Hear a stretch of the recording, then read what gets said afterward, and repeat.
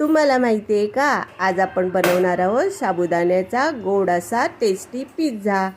साबुदाण्याचा pizza म्हणजे साबुदाणे आले चांगले 4 तास भिजून घ्यायचे। साबू तांदूळ मऊ भिजले पाहिजेत। एक नारळ खवून घेतला आहे। आता साबू तांदळामध्ये चिमूटभर चवीपुरते मीठ टाकायचे। खोबऱ्यामध्ये गूळ वेलची पावडर टाकून छान मिक्स करून घ्यायचे।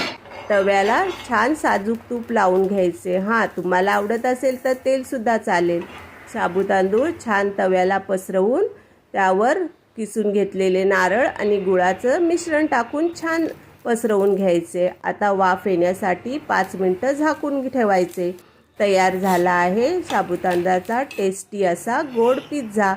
तर ही रेसिपी कोणाकोणाला आवडली, अगदी नवीन आहे हे कमेंट करून सांगा आणि चॅनलला सबस्क्राईब करा आणि या टेस्टी असा गोड पिझ्झा खायला।